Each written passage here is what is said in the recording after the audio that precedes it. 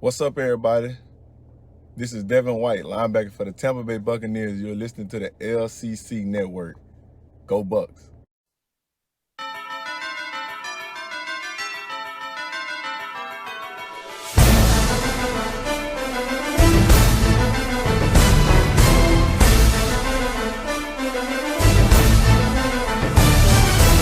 Hey, what's up, guys? Welcome to your LCC Gameday Week 9 podcast. They're just past the trade deadline. Got a lot of exciting news about what's going on around the league. What's going on? Got a lot coming this week. Big shockers last week. What do you say, Eddie? Dude, Billy, we just made a magnificent discovery. So when you don't wear your headset, I can hear it. I just heard the intro for the first time all year. Oh, good. Oh wow, yeah. What do you know? Now I'm gonna be able to hear the sound drops and everything. It's gonna be a fun one. Nice. All right, you wanted to go over recap? Yeah, sure. Third leg beat Hunter of Champions, as I correctly predicted. Billy did not. Guardians of the Gridiron beat Billy. We saw that coming. Jiu-Jitsu Jesus beat Barnyard. Big time win for Jesus. Maybe Matthew. Buck your mother. Did he get to 300? He did. He did get exactly. Wow, let's go. Mr. 295 beat Burrow's Body Count, and then Give Me More beat Roebuck Leprechauns. That was a close one too. That was a good matchup. We knew it would be. I just thought Roebuck was going to win. I was surprised Give Me More won that one. Yeah, I'm surprised as well.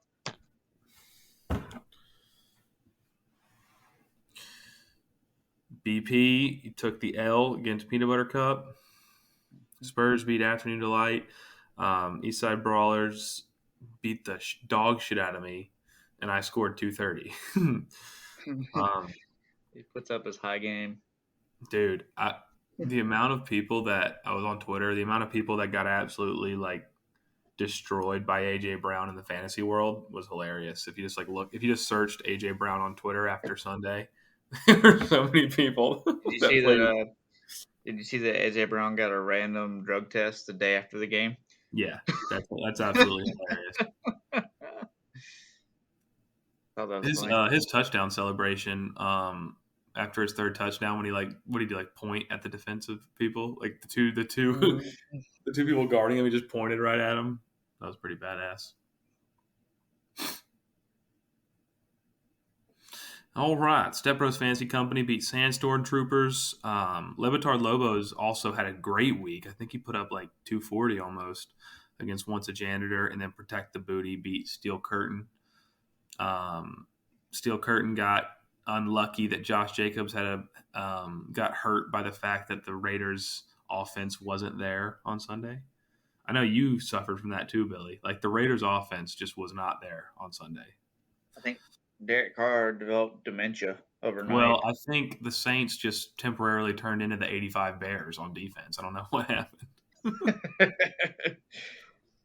Yeah, they looked like 2015 Panthers there for a minute. Oh, dude. Miss Kuechly. I don't want to cry. Moving on.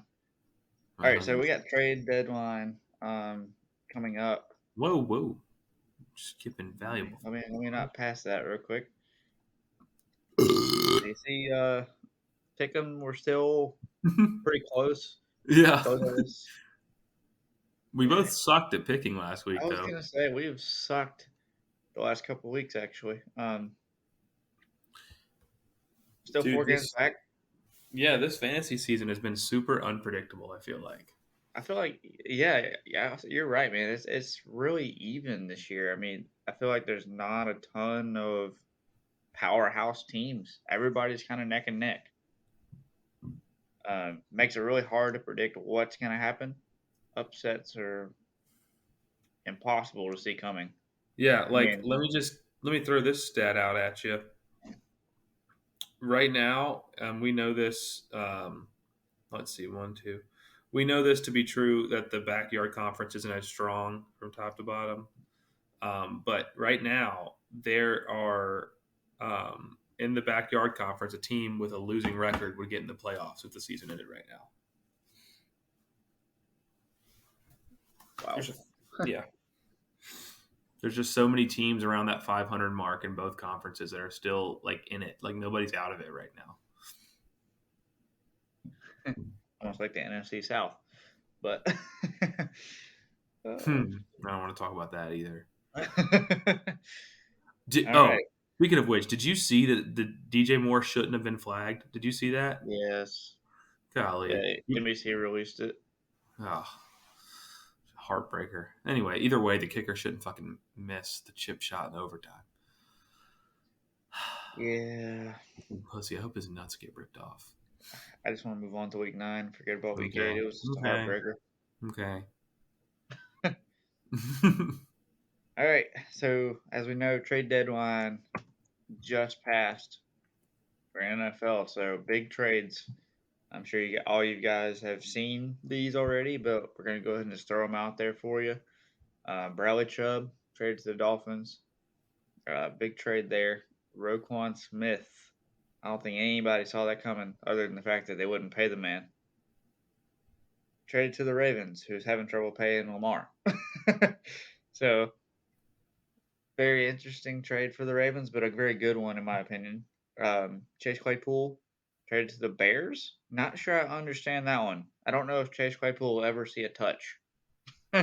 He may not ever get the ball thrown to him. But TJ Hawkinson traded to the Vikings. Interesting trade there as well. I mean, I like Hawkinson and all, but I mean, they have another young tight end, Irv Smith. They must not see a lot in him. Jeff Wilson traded to the Dolphins. Chase Edmonds going to the Broncos. This next one makes no sense. Can you explain the Calvin Ridley one? Calvin Ridley was traded to the Jaguars. So I'm not sure why the Falcons were interested in trading Calvin, unless they were just worried about him not coming back. But, I mean, in my opinion, for the Jaguars, excellent trade. Excellent trade. I don't see, unless Calvin Ridley does not come back from his illness. I mean, he's just suspended for this year because of sitting out last year. I mean, I don't see him not coming back. Like, he's definitely going to be back next year, and I don't see where Atlanta thinks it's a good idea to trade away this talent. I mean, he was traded for it was a 5th rounder and a 2024 second rounder. Yep. Insane in my opinion, but. And then last but not least, Bills and Colts traded backup running backs. So Zach Moss didn't list him because he's not on a fantasy roster right now. Zach Moss went to Indianapolis, and Naheem Hines is traded to the Bills. So, well, that seems like a pointless trade. Game of the week. Let's go. Get off the boring shit.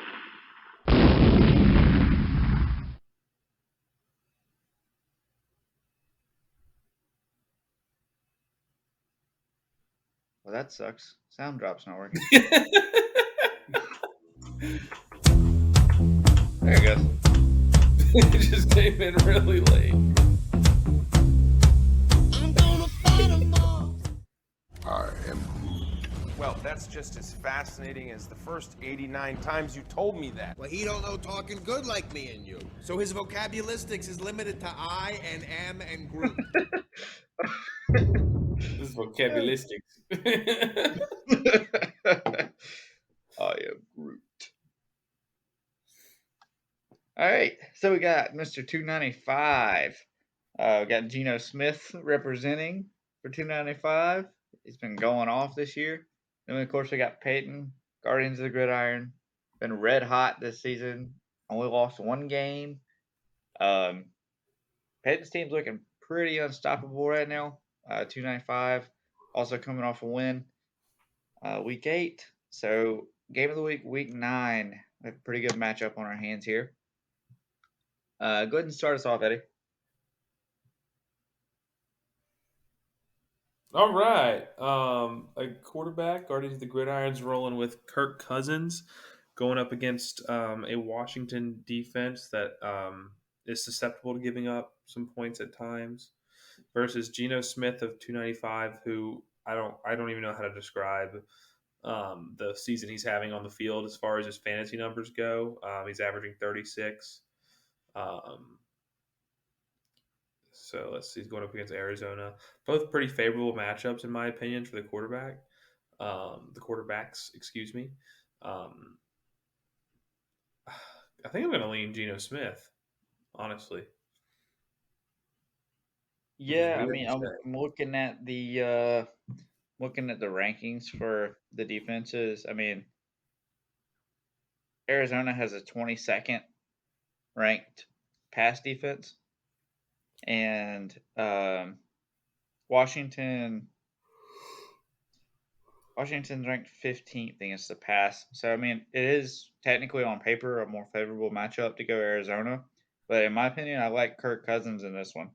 Kirk Cousins just put up 40 against Arizona last week, but Kirk Cousins, in my opinion, has been on a roll the last couple weeks, and I expect him to continue, especially with his new target, T.J. Hawkinson.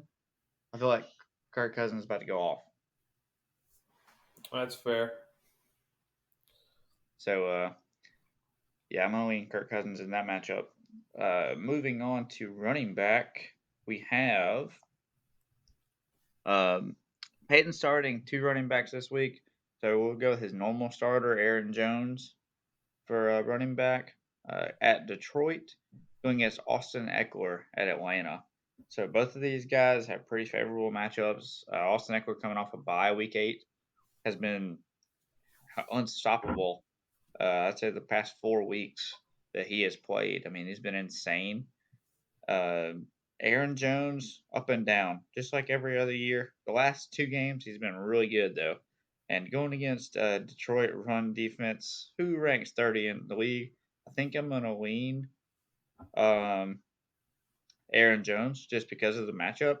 Atlanta is not too much better, honestly. I mean, their rush defense has been a lot better than their pass defense, of course, ranked 11th in the league.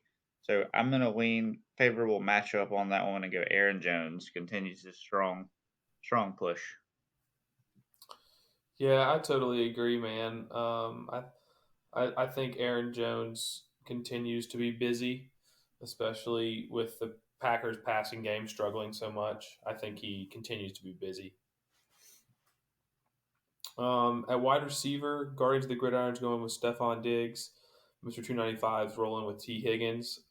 Before I even saw who 295 had, I had this one decided. I'm going Stephon Diggs, especially against. Well, it doesn't matter who's playing. I'm going Stephon Diggs. I was going to say, I don't really know who matches up with Stephon Diggs, if we're being honest. I mean, he's been insane all year. Yeah, he's got the best fantasy quarterback of all time throwing to him, too. So,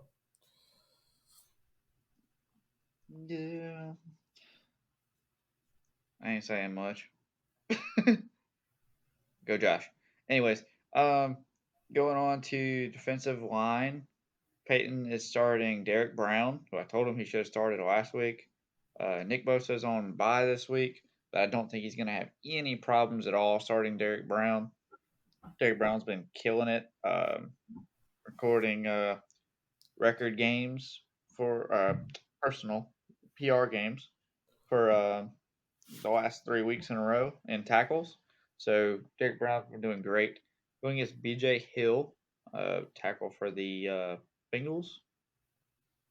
Playing against Carolina, I feel like he actually might rack up quite a few stops, considering we like to run it a lot with Dante Foreman.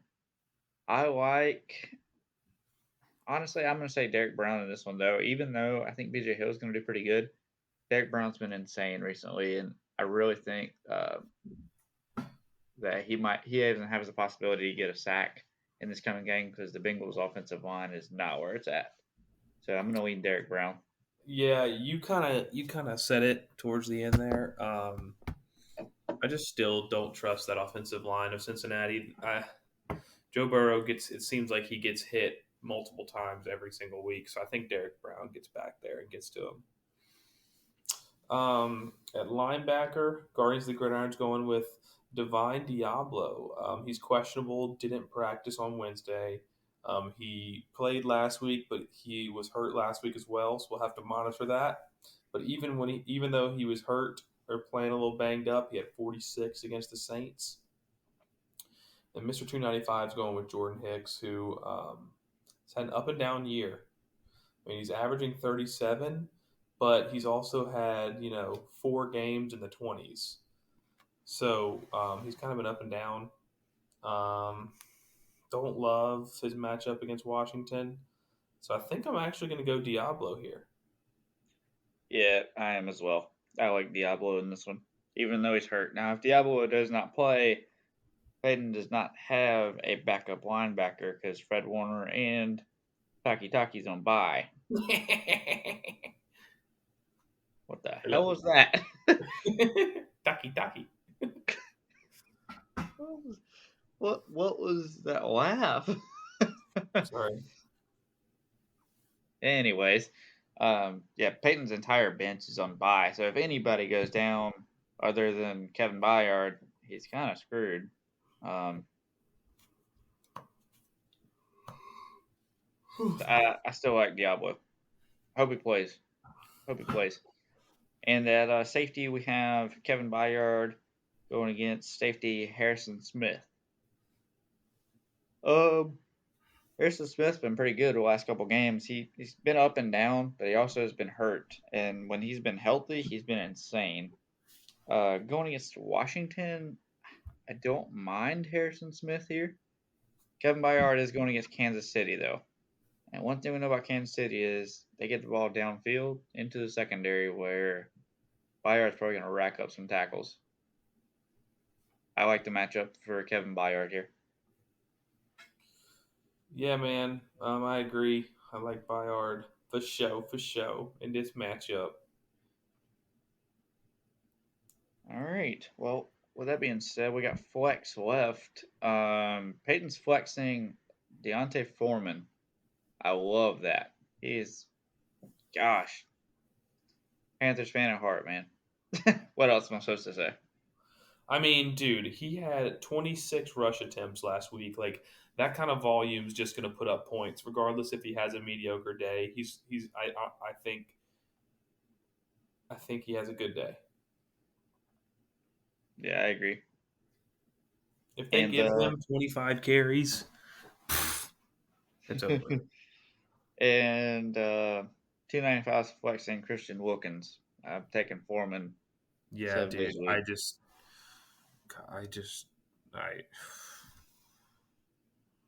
I think he has better flex options. I know he has some people on bye and some people are hurt, but I would still prefer to see, I don't know, God, dude. Yeah, you're right. I guess he has to flex Christian Wilkins. No one on his bench is any good. Yeah, it's tough. Ryan week. Robinson's good in my opinion. He's starting running back. Yeah, he is their starting running back. Last week he had 8 rushes for 20 yards. But, yeah, I don't know. I don't like flexing a defensive lineman just because I would even flex Gabe Davis. He has high upside. Yeah, more upside than Wilkins, in my opinion. So I'm going with Peyton as a whole for the whole thing. Yeah, me as well. Peyton's team is just insane. I just have to worry about getting second in the division because I'm not going to beat him in the division this year. Yeah, unfortunately, Peyton stays hot. Unfortunately for you. Sorry, 295. Also, I don't know if we mentioned this, but we picked this as game of the week because they're both leading their division. I think Guardians of the Gridiron wins this week, and then a little bit of foreshadowing for later. I don't think. Oh, well, we'll talk about that later. Anyway, I think Guardians of Gridiron is going to win. All right. Moving on.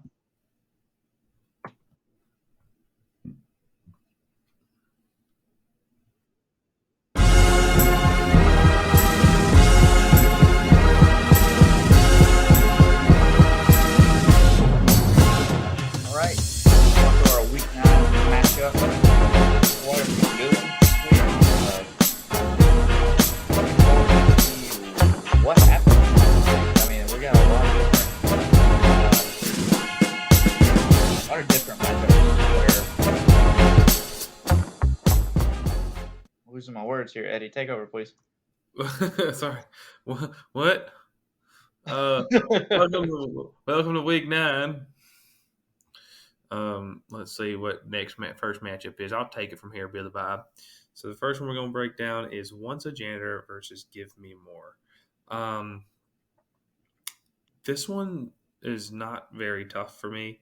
Once a Janitor has a bunch of people on bye. He has to go pick up a quarterback. I'm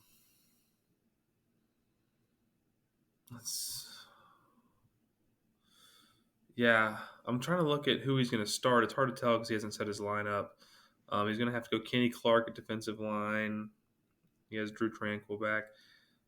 Daniel Jones on bye, I think, is going to hurt because he hasn't set his lineup, and he didn't get first pick at a quarterback tonight off of waivers. So I don't think he's going to be able to get a great guy there. And Give Me More is hot right now. I think there's no way he loses this matchup. I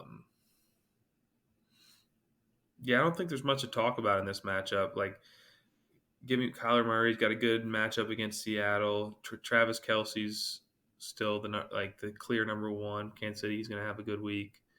Give Me More's linebacker core with like Walker and Werner is a really, really solid linebacker core for him.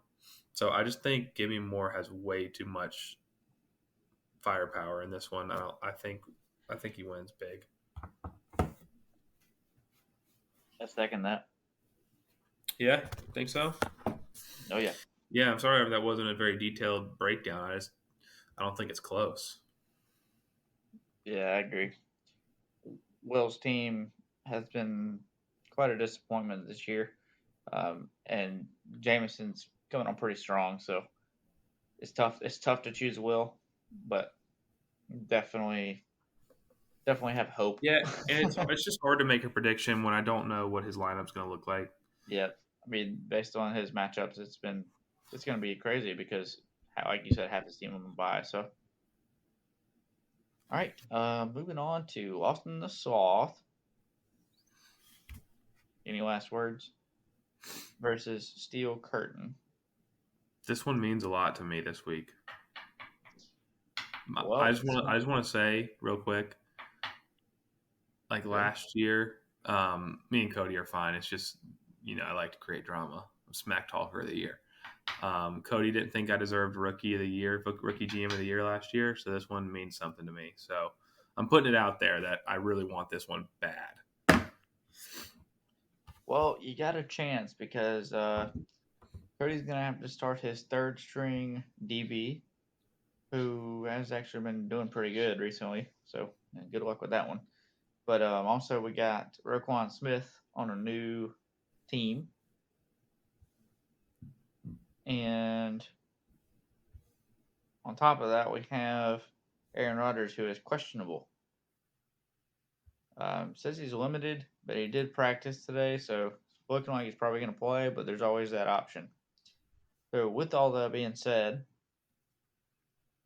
quarterback, we have Aaron Rodgers going against Taylor Heineke this week. Taylor Heineke has been he picked up a lot last week. I mean, he threw a couple touchdowns and I think he had a rushing touchdown as well, if I'm not mistaken, last week.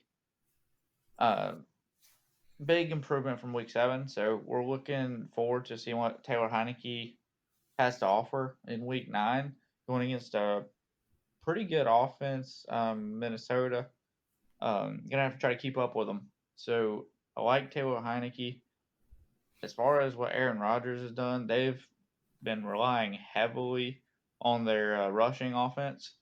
So it's hard to say that Aaron Rodgers is going to do anything at all this week. However, he is going against